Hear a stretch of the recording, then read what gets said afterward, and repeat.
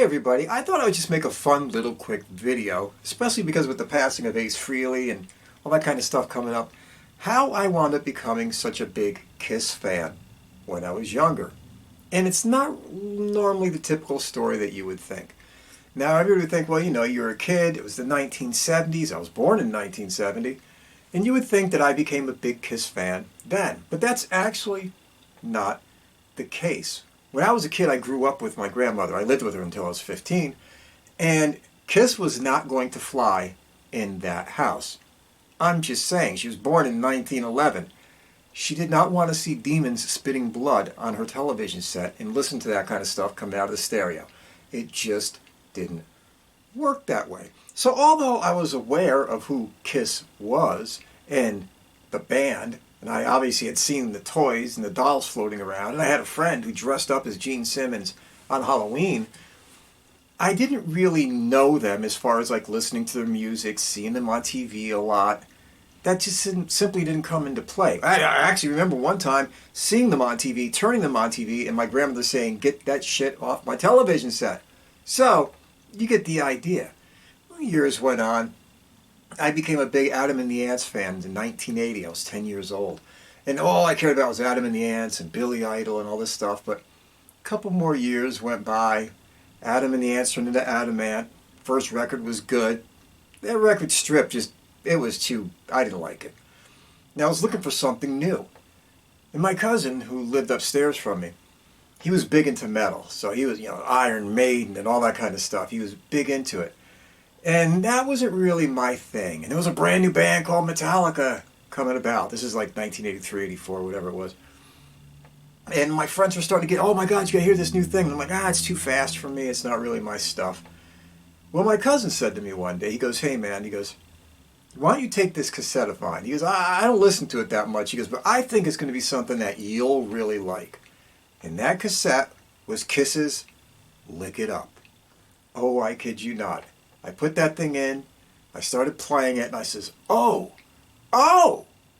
yeah, I like this. And I went nuts over that album. I played it over and over and over again. I was wearing that tape thin. If you've seen me, you heard that album. So I came into the whole Kiss world a little bit late. I would sit on my front porch, I would blare that record.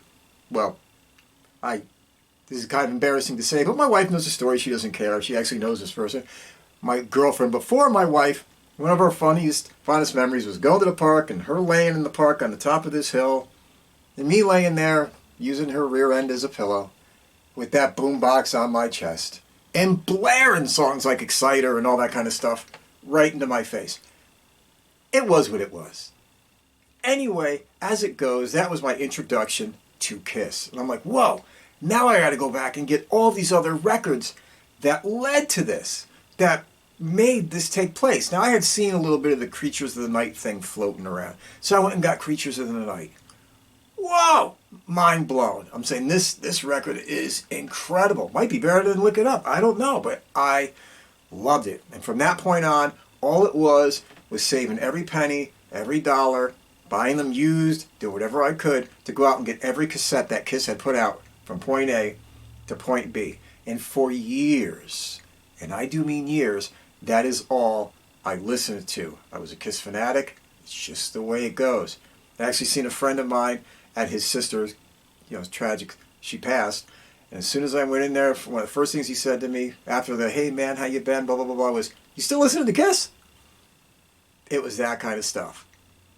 So, at that point, I had been playing in youth orchestras and school bands. I was a horn player. All that kind of stuff was just kind of ending out after like 6, 7, 8 years of doing that for me. And I just really, really, really got into Kiss. And my first love was starting to go through my mind again. Like, I really want to go back and start playing guitar. I want to really learn it and all that kind of stuff. And in the background was Bruce Kulick, Ace Frehley, a little bit of Vinnie Vincent, whatever. But that was what was all the stuff I was listening to. So for me, as much as I loved Ace Frehley, and I did, because those records, as I started buying them, I started listening to them, they just sunk into my psyche, and all of his playing and all that kind of stuff, it was just like the shit to me. I also came in at a point when it was really, at that point, the beginning of the Bruce Kulick era. And I loved Bruce Kulick and all those records. I had a fun time with 80s Kiss. So I was getting new Kiss records every year and a half or whatever, but buying an onslaught of the Kiss records from the 1970s and just listening to them over and over and over. You know, Rock and Roll Over, Love Gun, my God, I could not stop playing those. So it was suddenly like finding a new band and having like 15 CDs all to, or cassettes, all to listen to at once, and you're just grabbing and playing it and playing it and playing it. It was incredible. Well, big opportunity came up. It was 1987, if memory serves, at the Glens Falls Civic Center in Glens Falls, New York. And I had the opportunity to go see the, I think it was the Crazy Nights tour. Yes, it was, actually. And me and my wife went. She was my girlfriend at the time, but me and her went to it. Had a blast. She was a big Paul Stanley girl by that point.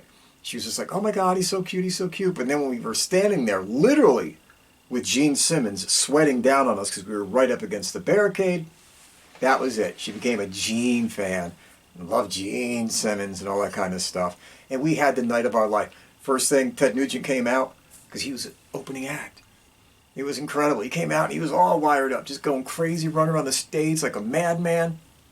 I felt bad for Derek, though, the singer, because he came out and he started singing Stranglehold, and some people were flicking on the bird, and I'm like, he's the guy that sang it. What are you mad at him for? It is what it is. But that was my first big concert experience. And yes, I did suffer really bad hearing loss in my left ear. I was right in front of a giant stack, right in the side, and it was blasting into my head. I didn't wear any hearing protection. I didn't know shit was that loud. And my friend said to me, who was from high school, and we bumped into him there, I said, when do they lower it?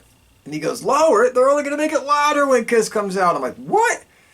Completely lost hearing in that ear for 3 days. And the very next day, me and my wife and my best friend and his girlfriend and his sister, who was my ex-girlfriend, all went to New York City and hung out together. I couldn't hear a goddamn thing. I was roaming around New York. It was freezing out. Couldn't hear anything. It was, well, that's a whole nother story. But anyway, we had a great time that night. And it was packed. And it was crowded. And it was brutal in there. And they had to break every fire regulation ever known to man. And we had ourselves a ball. Except when the flames went off, this was December. I'm wearing a shoreman sweater and a leather jacket with a thick lining. I'm pouring sweat like it's going out of style. I didn't drink all day because I knew I was going to be in the front. I didn't want to have to pee. And it was one of those kind of things where I'm like, oh my God, I actually feel lightheaded in here. And then there was this weird feeling. I said, man, I don't feel good. Something's wrong. And I looked left and I seen red. And I looked right and I seen red. And some girl I had never seen before in my life had crawled up onto my shoulders and was on my back doing this.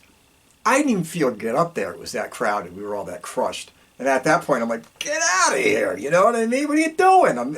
It was a story. Follow-up records came out. You know what I mean? I was Lick It Up.